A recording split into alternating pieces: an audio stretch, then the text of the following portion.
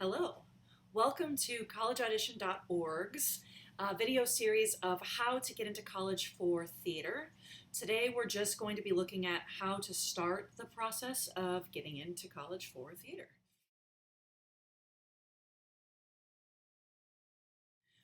First of all, who I am and what I do.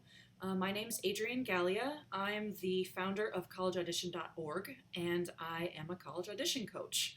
I'm primarily a voice and acting teacher by trade. That's what I've done for the last many, many years. And I've been working in the last 5 years with students specifically on how to audition for primarily musical theater and acting BFA programs.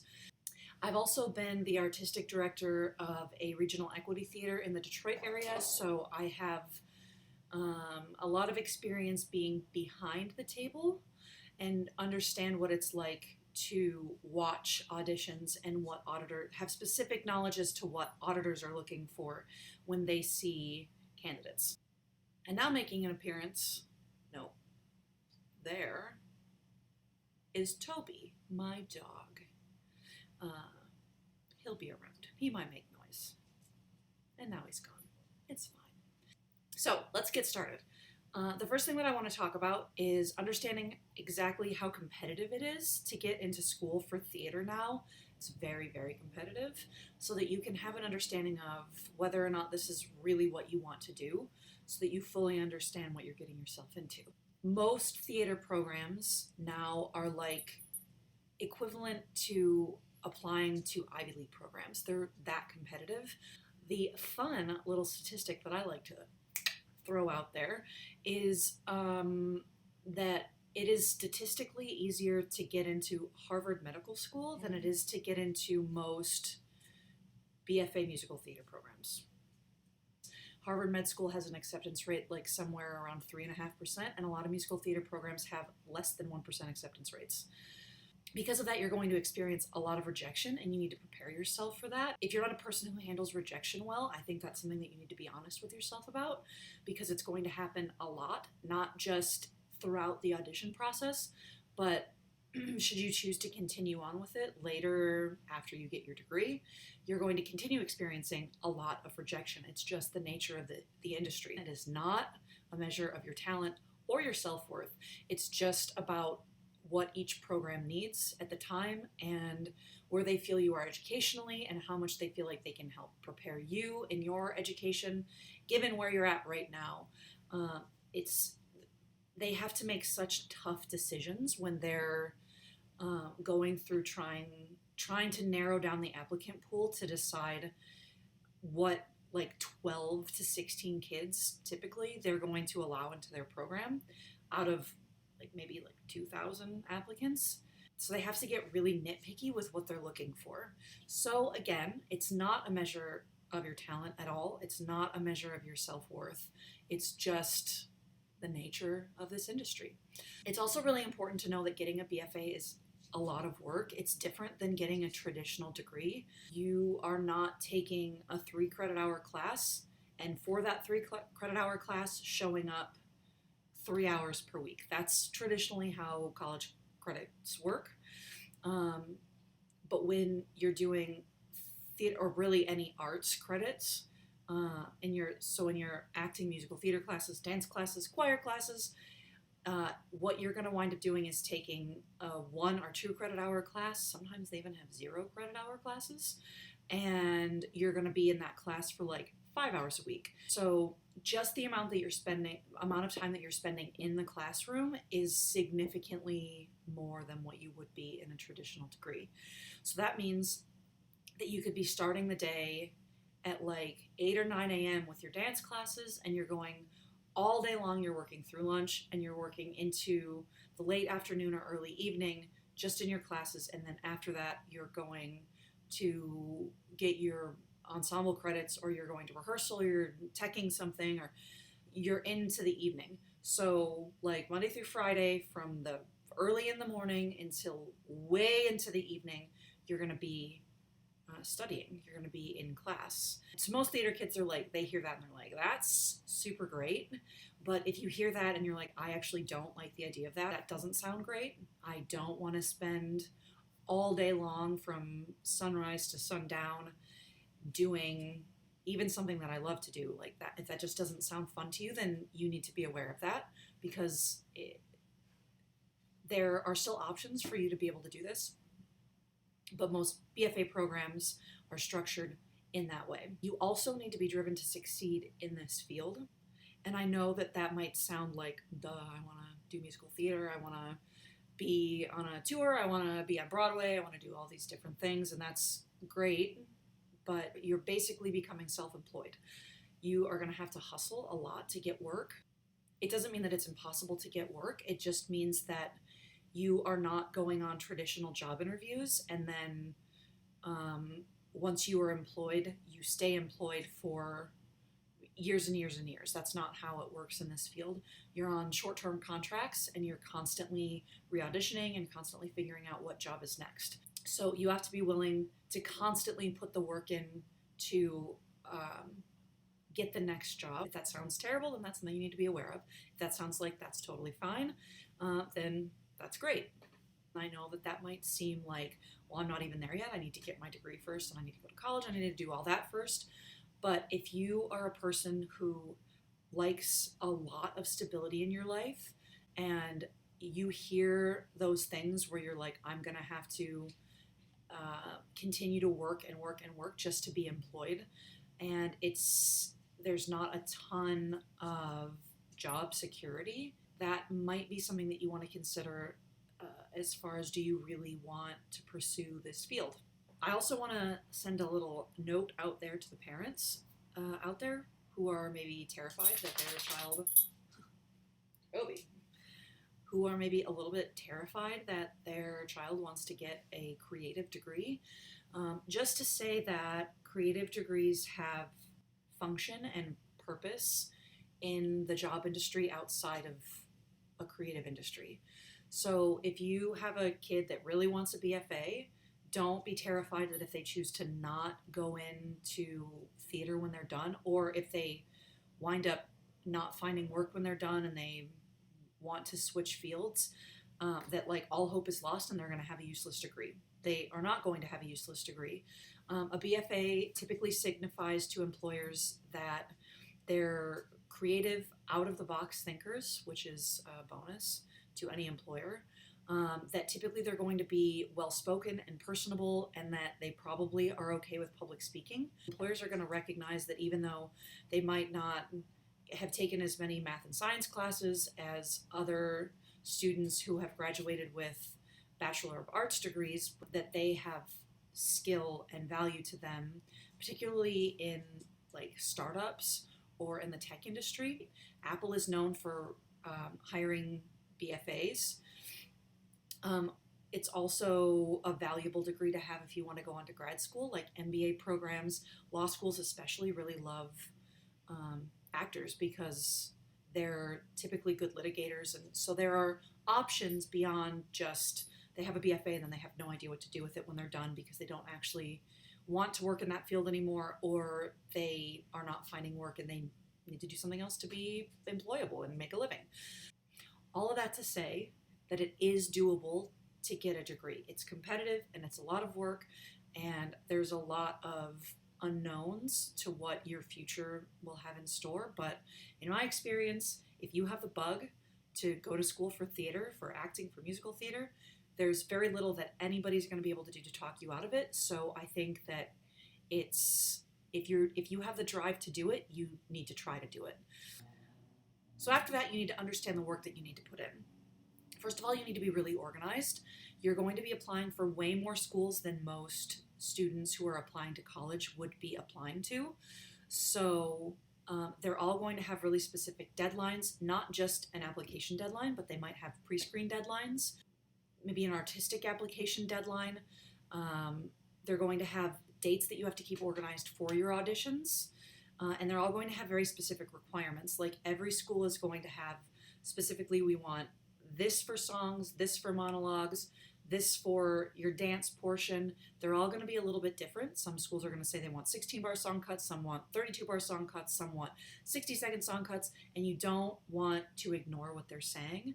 If a school says that they want a minute song cut and your 32-bar up tempo is like a minute 10, don't send that for your minute song cut because it's more than a minute.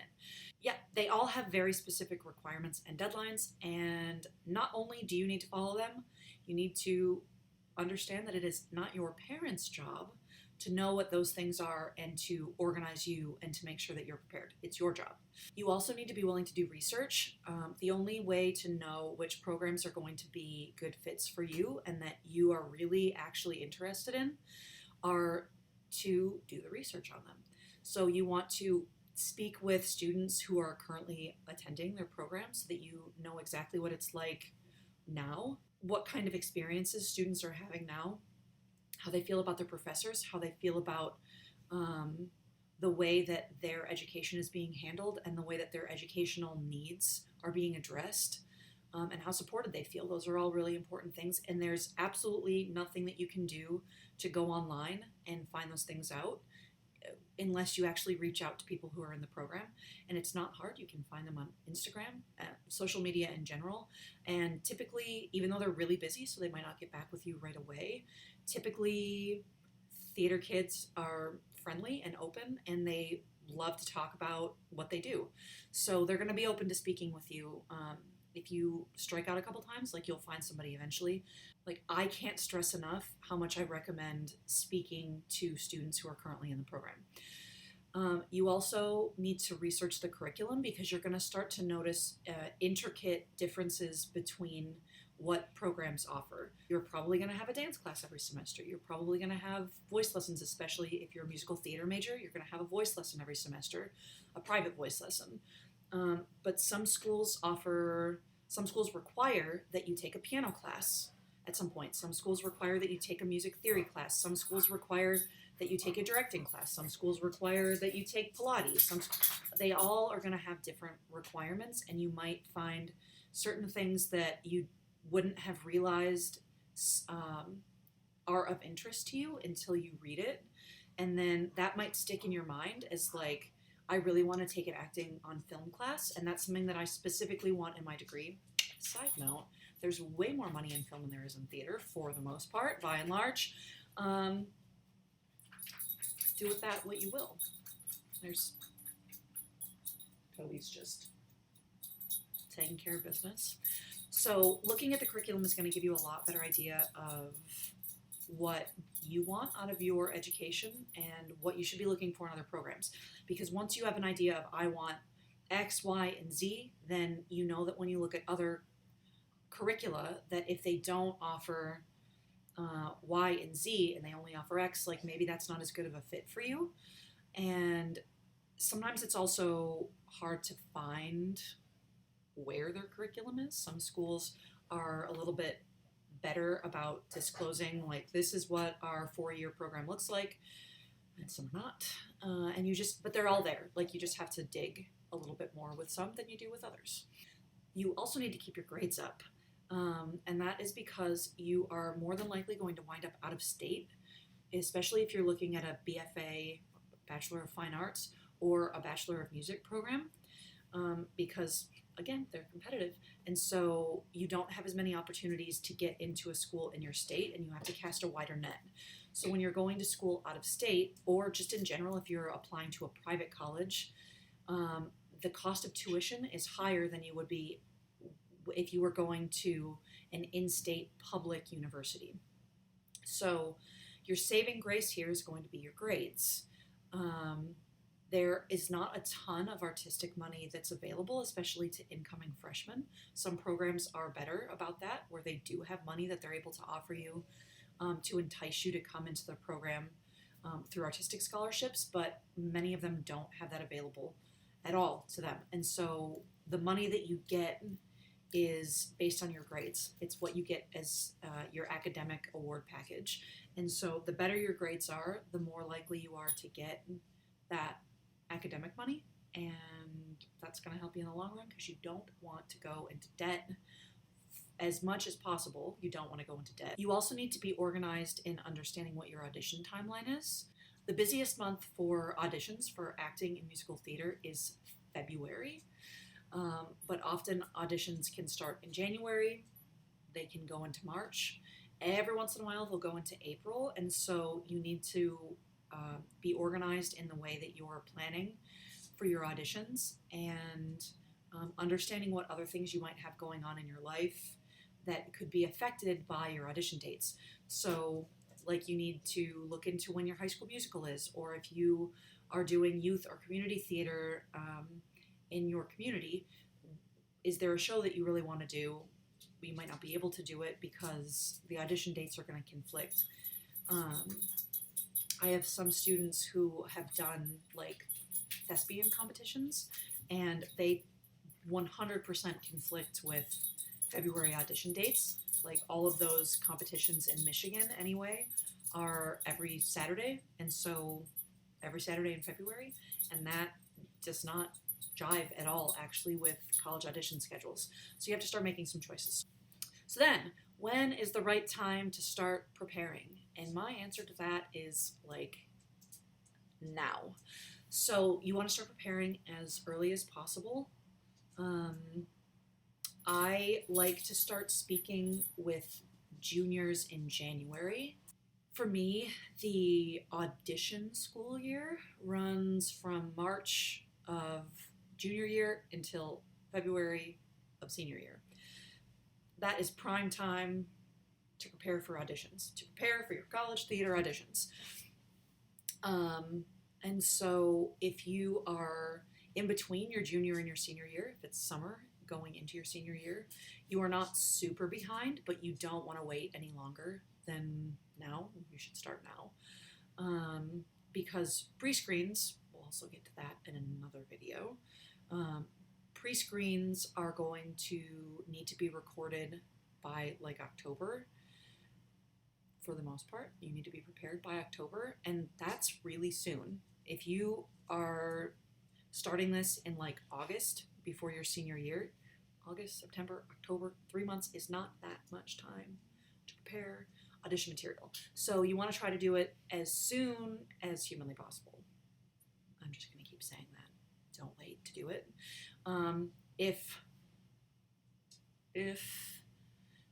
you are a senior currently, your senior year has already started, and here you are, it's like September, October, God forbid it's November.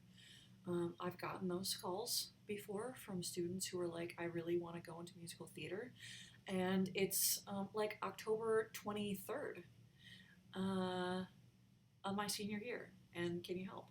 And the answer is yes, we'll make it work somehow, but you're behind. You really need help from someone who can kick you into overdrive and basically become like a drill sergeant with your material, because you're going to have such little time to prepare your pre-screens, and it's really difficult to apply to musical theater programs specifically without pre-screening, because they're becoming very, very, very common, because they're very, very, very competitive, and so most programs are now pre-screening. And so if you miss the pre-screening window, or if you're just not prepared in time and you don't submit strong audition pre-screening videos, then there's not a whole lot that you can do to recover from that. And I don't say that to terrify you, I just say it to be honest and to be realistic, which I think you need to hear, because I don't sugarcoat things. And so you just need to start this as early as you can. If you are a senior watching this and you are wanting to audition for musical theater, then please email me and we'll do our best and we'll go from there. I think it's not too early to ever start, because it's a long process, and the more time that you have, the more time you have to work on things and to prepare. And I think being prepared and organized is what makes you successful. Next, you need to start budgeting for your auditions, because chances are you are going to need to put some money aside. First of all, you are probably going to have to pay for lessons or coaching of some sort, even if it's just to coach your material. Even if that just means like you're taking voice lessons, and maybe you've been taking voice lessons and so that's already in your budget, and that is great. But you also probably are going to want to get your monologues coached if you don't have an acting teacher, or you don't have somebody in your high school theater program or community theater program who would be available to you to work your material, specifically your monologues, because you need to be able to act, and you need to be able to act your songs too. So a voice teacher, like I as a voice teacher am love to coach acting in songs and have that ability because that's what I do. I'm also an acting teacher. But a lot of voice teachers aren't going to be able to help you act your songs. They're only going to be able to help you with the technique of your songs. And so if you don't have a teacher who does both, then you need to find other people within your community, or there are a lot of people who do this online now, like me, to help you. You want your material to be prepared not only in that you know all the words and that you know the notes and that you know what comes next, but also that you are showing them that you've done work on preparing who your character is and what you're trying to say and to whom you're saying it and why and where you're at and all the different circumstances of your song and of your monologues. Songs, plural, and monologues, maybe not plural, maybe singular. But you want to show them that you've put work in and that they're showing you authentically in your best light, but also that you understand the circumstances of what you're trying to play. And you might not have those tools yet. That's what you go to school for. That's what you're going to go get your degree for. So you need someone else to help give you those tools. So there's a good chance that you're going to have to spend some money on coaching your material, even if it's not with like a college audition coach per se. Applications are also going to be more expensive than if you were going a traditional college route, because you're probably going to be applying to way more schools than you would be if you wanted to go into like engineering or marketing or pre-med. We're going to get into that in a later video as well, as to how to organize your school list and how many programs you should really be looking at applying to. But I like to tell students that at the minimum, you're probably going to need at least $500 for application fees, and I've seen students spend $1,000, if not more, and that's not an insignificant amount of money. That's a lot of money. So, and if you come from a family that like just does not have the ability to pay for those application fees, hope is not lost. There are application waivers that you can apply for, and that's something that you can speak with your school counselor about. In general, school counselors, unless you go to an arts school, don't have a lot of knowledge on arts degrees and what that application process looks like, but what they definitely can help you with, apply for application fee waivers. So a lot of times that information is really easily accessible on their websites. So you can just do a Google search for School X application fee waiver, and hopefully that should take you directly to the page that you need to get that result, to learn that information. You also are going to have to be prepared to pay for travel. Depending on where you live, you're going to be traveling more than other places. So in New York and Chicago and LA, you can go to one place over the course of a weekend if it's New York or if it's LA, or the week if it's Chicago, and audition for a lot of programs all at once, and it saves you a lot of time and a lot of money in the long run, even though it can be expensive to stay in a hotel and do all that kind of stuff. But it saves you from going from place to place to place to place. And so if you live close to one of those cities, or if you know someone who lives in one of those cities and you can stay with them and not have to stay in a hotel, pay for airfare, all that sort of thing, then that's going to make it cheaper. But even if you're able to do those things, there's a good chance that you're going to wind up somewhere needing to go to an on-campus audition. You need to be prepared for the gas money that you're going to have to spend. If you have to fly, it's expensive. If you're staying in a hotel, for food and for all of these, like, there's a lot of expenses that are going to add up. Auditioning for theater for college is not cheap. So you need to start preparing for that now. And I am not going to include in this video series a discussion on costs. I'm very happy to discuss costs and what you think you need to be prepared for, but not in a video. You're welcome to email me, or we can do a consultation, whatever you want to do. The last big point that I'm going to make is you need someone to help you with this audition process, because it's a lot and it's overwhelming. And having someone in your corner, just for that reason, to have them in your corner, is going to help a lot. But you need someone to help prepare your material. So you need to have a teacher of some sort, whether it's a teacher at your school or someone that is a director that you trust. But you really want to try to find someone who specifically knows the college audition process and what you need to be successful for the college theater audition process.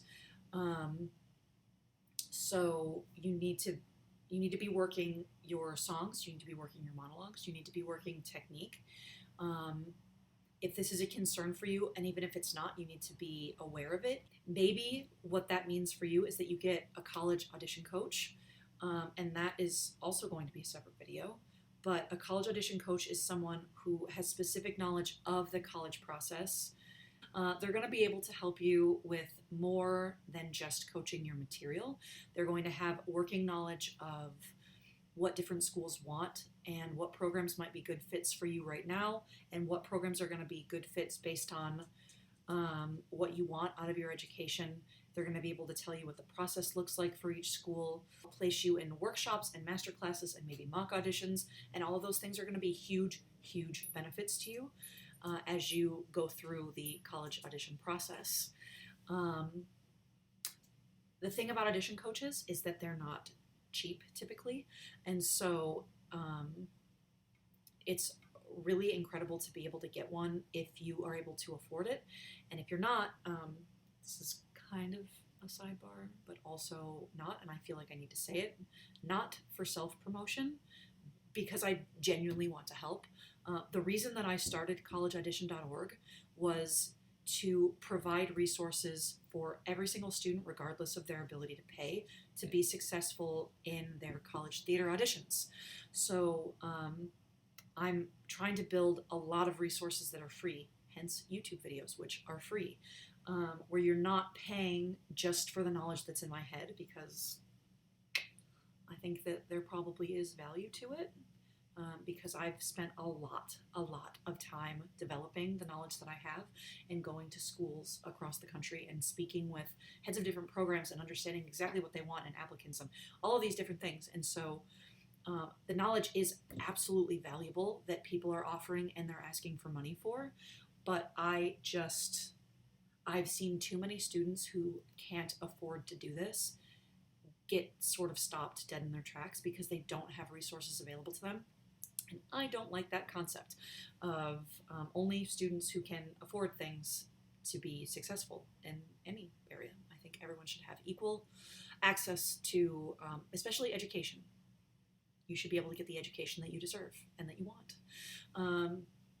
And so collegeaudition.org has resources and will continue to have more resources as time goes on that are free to you. And if you can't afford coaching, we have scholarships available to be able to work with a coach, me, and I have other people that I work with as well, and I want to make it as affordable as I possibly can. If this is something that you truly want to put the effort into, and make sure that you have the best chance possible. So yeah, this is naturally a good place to end, I guess. So the next video that we do is going to deal with college coaching. Wow, what a good segue. It's going to cover what exactly an audition coach is in a lot more detail than what I just briefly spoke about, and what exactly they can do for you, and hopefully give you the knowledge that you need to determine whether or not that's something that you need for yourself, for your audition process. Yeah, so that's going to be the next video. If you liked this video, hopefully it gave you some insight as to starting this process, this crazy process of auditioning for college theater programs. So I hope you found some value in it.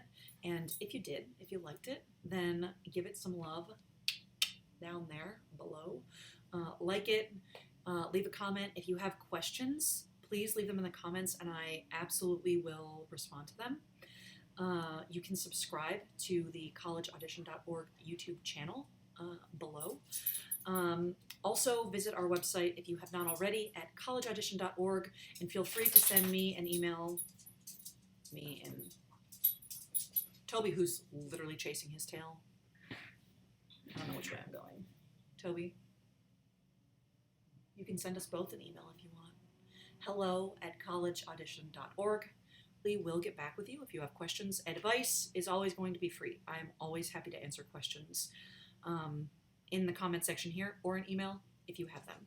And so with that, break a leg. I wish you all the success on your audition journey. If this is the last time that we cross paths, virtually cross paths, then I hope that this gives you something to jumpstart your path and break all the legs. I wish you all kinds of success.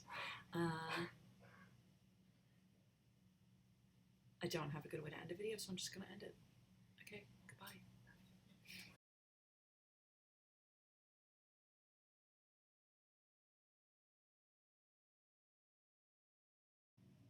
Hello, welcome.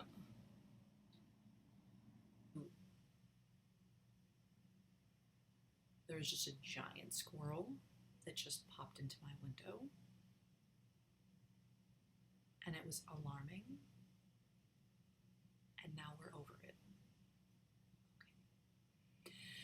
And welcome to collegeaudition.org's video. They're going to be able to help you with behavioral.